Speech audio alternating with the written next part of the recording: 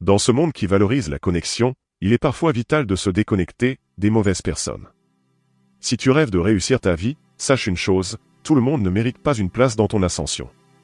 Il y a des visages qui freinent, des présences qui pèsent, des voix qui sapent. Ce n'est pas de la haine ni du mépris. C'est de l'hygiène mentale. De la survie psychologique. Dans cette vidéo, je ne vais pas te dire comment réussir. Je vais te dire qui éviter pour y parvenir. Parce qu'avant de courir plus vite, il faut poser ce sac trop lourd. Parce qu'avant d'atteindre le sommet, il faut savoir marcher seul. Ce que tu vas entendre est cru, mais réel. Tranchant, mais nécessaire. Car la réussite ne supporte pas l'encombrement. Éloigne-toi des chaînes. Approche-toi de ta vraie trajectoire. 1. Les drapeaux noirs, les râleurs chroniques. Ils se plaignent du matin au soir, du gouvernement à la pluie. Leur bouche est une radio de la fatalité. Ils voient l'échec avant même d'essayer, ils enterrent les rêves avant qu'ils naissent. Mais au-delà des mots, leur présence constante agit comme un poison lent. Leur attitude négative ne se contente pas de salir l'air ambiant, elle déforme la perception que tu as du monde. Un rêve nourri dans un marécage finit par pourrir. Ce sont des gens que l'on trouve souvent dans son entourage proche, collègues, amis d'enfance, voire famille. Ce sont ceux qui, à chaque fois que tu évoques un projet, t'opposent un « oui, mais ». Et si tu as le malheur d'échouer, ils n'auront qu'un sourire discret à offrir, comme pour te dire « je te l'avais bien dit ». Ce qu'il faut comprendre, c'est que ces personnes ne sont pas nécessairement mauvaises. Elles sont simplement coincées dans un état d'impuissance intériorisée, et elles détestent que quelqu'un prouve que c'est possible de s'en sortir. Ton ascension est une agression à leur résignation. Ta lumière éclaire trop leur nuit. Et comme toute personne qui n'a plus d'espoir, elle préfère t'éteindre la tienne. Tu dois t'en éloigner, non pas par haine, mais par survie. Tu as le droit de protéger ton énergie. Le monde est déjà assez dur, inutile d'ajouter à ton fardeau les chaînes mentales des autres. Fuis les drapeaux noirs. Entoure-toi de ceux qui croient, même quand rien ne semble possible. Ceux-là sont rares, mais ce sont des trésors. 2. Les vampires d'énergie, ceux qui prennent sans jamais donner. Ils arrivent toujours avec le sourire, parfois même avec des compliments. Ils te sollicitent pour un conseil, une écoute, un coup de main. Et toi, naturellement bon, tu ouvres ta porte, ton cœur, ton temps. Tu donnes. Encore et encore. Mais un jour, tu réalises que ces personnes ne te rendent jamais rien.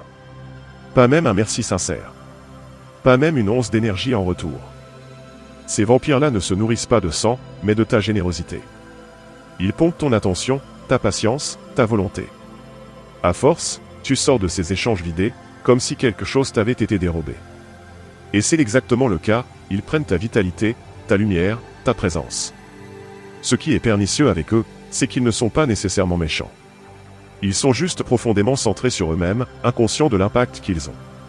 Et c'est là que le danger se cache. Car pendant que tu te sacrifies à petit feu, eux avancent, s'appuient sur toi, et finissent parfois par te dépasser sans jamais regarder en arrière. Réussir sa vie demande de l'énergie. Une énergie sacrée, précieuse, qui ne peut être dilapidée sans discernement. Il ne s'agit pas de devenir égoïste, mais de devenir sélectif. Il faut apprendre à repérer les déséquilibres dans les échanges. Si quelqu'un t'appelle toujours pour se plaindre, mais jamais pour t'encourager, il te draine. Si quelqu'un attend que tu le répares sans jamais se remettre en question, il te saigne à blanc. Tu mérites des relations réciproques. Fuis les prédateurs déguisés en victimes. Apprends à fermer les vannes, à dire non, à poser des limites sacrées. Ton énergie est ta richesse la plus grande. Préserve-la comme on protège une flamme dans le vent. 3. Les saboteurs doux, ceux qui t'aiment mal. Il y a des blessures plus insidieuses que les coups. Ce sont celles infligées par des mains qui caressent. Les saboteurs doux ne te haïssent pas. Au contraire. Ils t'aiment. Mais ils t'aiment mal. Leur amour est enveloppé de peur, de doute, de contrôle. Ce sont les parents qui, au nom de la prudence, te disent de viser plus bas. Ce sont les amis qui, par souci de ne pas te perdre, tentent de te retenir dans une version passée de toi-même. Ce sont ceux qui veulent te garder petit, par peur que ta grandeur les éloigne. Ils n'élèvent pas, ils rassurent. Et dans cette recherche de sécurité, ils éteignent sans le savoir ton feu intérieur. Ces personnes ne sont pas des ennemis. Mais leur amour est une cage dorée. Ils veulent ton bien, mais selon leur définition. Ils te soutiennent, tant que tu ne déranges pas l'équilibre confortable de leur monde. Le jour où tu commences à rêver plus haut, à t'affirmer, à changer, ils deviennent nerveux. Ils te font douter. Ils te glissent subtilement que c'est dangereux, que ce n'est pas toi, que tu vas te brûler les ailes. Pas par méchanceté, mais par incapacité à voir au-delà de leurs propres limites. Le piège, c'est que tu les aimes aussi. Et tu culpabilises à l'idée de les blesser. Alors tu te rabaisses. Tu te rétractes. Tu trahis tes élans les plus profonds pour ne pas faire de vagues. C'est ainsi que des millions de destins s'éteignent doucement, dans le confort affectif. Mais réussir sa vie, c'est aussi apprendre à aimer sans se trahir. À dire « je t'aime, mais je dois partir ». À comprendre que l'amour véritable ne retient pas, il propulse. Il élargit, il libère, il pousse vers le ciel. Entoure-toi de ceux qui t'élèvent même quand tu changes. Fuis ceux qui, sous prétexte d'amour, te retiennent dans la cage de ce que tu étais. 4. Les miroirs déformants, ceux qui te renvoient une fausse image de toi. Ils te couvrent de louanges. Tu es génial, brillant, exceptionnel. Chaque mot flatte ton ego, nourrit ton besoin d'être vu. Mais à y regarder de plus près, ces compliments sonnent creux. Ils ne viennent pas d'un réel respect, mais d'un calcul. Ils veulent être près de la lumière, alors ils te flattent pour y rester. Leur admiration est un déguisement. Leur loyauté, une stratégie. Ce sont des miroirs déformants, ils te renvoient une image exagérée de toi-même pour mieux te manipuler. À force de t'entendre dire que tu es déjà arrivé, tu cesses d'avancer. À force d'être applaudi sans mérite, tu perds le goût de l'effort. Leur présence t'anesthésie, t'endort dans une illusion de grandeur. La réussite ne supporte pas les illusions. Elle exige une lucidité impitoyable. Il te faut des gens capables de te dire la vérité, même quand elle dérange. Capables de célébrer tes victoires, oui, mais aussi de souligner tes angles morts. Les vrais alliés sont rares, ils t'élèvent sans te flatter, t'encouragent sans t'aveugler. Fuis les flatteurs. Recherche les authentiques. Ceux qui préfèrent te blesser un instant plutôt que de te laisser te saborder en silence. 5. Les retardateurs discrets, ceux qui ralentissent tes pas par confort. Ils ne crient pas, ne sabotent pas, ne s'opposent pas frontalement. Ils t'aiment peut-être, te sourient souvent, te félicitent parfois. Mais ils ralentissent ta marche, insidieusement. Leur arme, c'est la normalisation. Leur langage, c'est la tiédeur. Ils te disent, tu vas trop vite, pourquoi te compliquer la vie, tu n'en fais pas trop, là. Et au nom du calme, ils te détournent de ton feu. Ces retardateurs sont souvent les plus difficiles à identifier, car ils ne te veulent aucun mal. Mais leur simple présence t'endort. Tu commences à croire qu'il n'y a pas urgence, que l'excellence peut attendre, que tes élans sont un excès. Tu t'adaptes à leur lenteur pour ne pas faire de vagues, pour rester aimable, pour rester connecté. Et sans t'en rendre compte, tu freines. Tu stagnes. Tu oublies le rythme sacré de ta propre destinée. Le confort des autres n'est pas ta mission. Leur paix intérieure ne peut pas être obtenue au prix de ton envol. La réussite ne vient pas à ceux qui dorment bien entourés. Elle vient à ceux qui acceptent de marcher seuls, vite, avec faim. Parfois, pour accélérer, il faut lâcher des mains. Il faut aimer de loin. Il faut choisir l'altitude plutôt que la compagnie.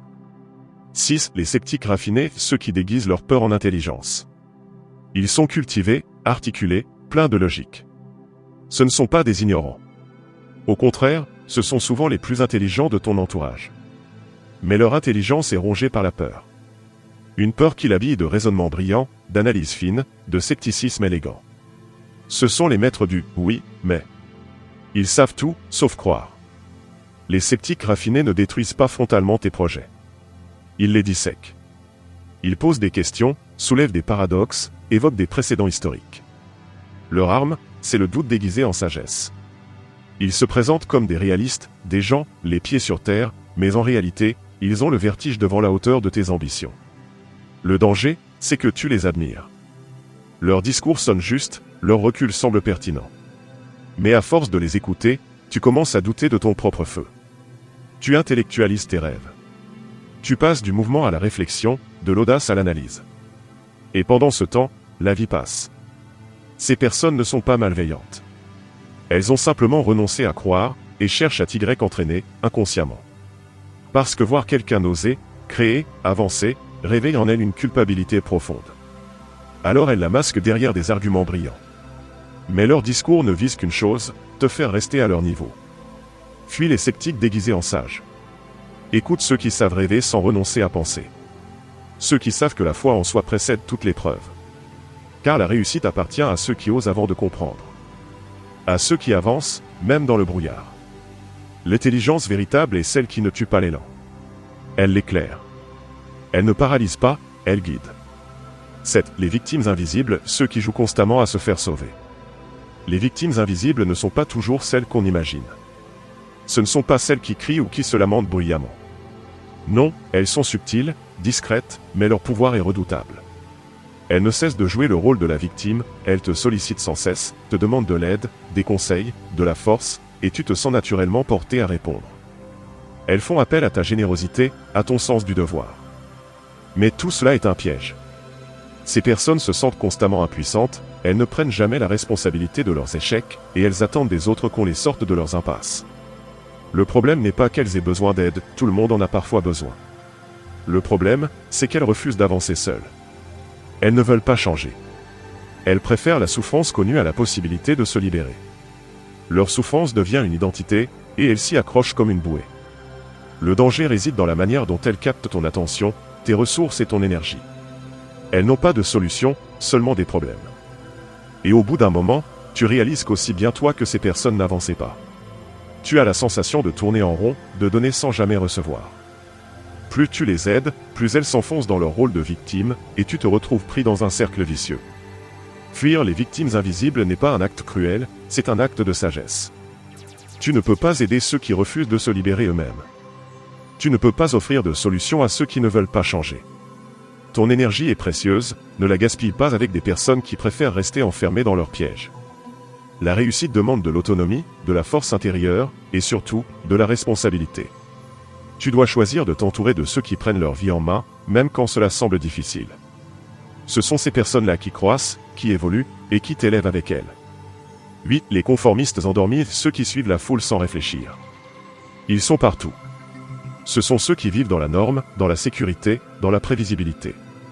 Ils suivent les règles, obéissent aux conventions sociales, marchent tous dans la même direction, sans jamais se poser de questions.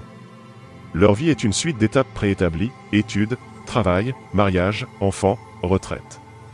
Un enchaînement de rituels, de « doit être », de « ce qu'on attend d'eux ».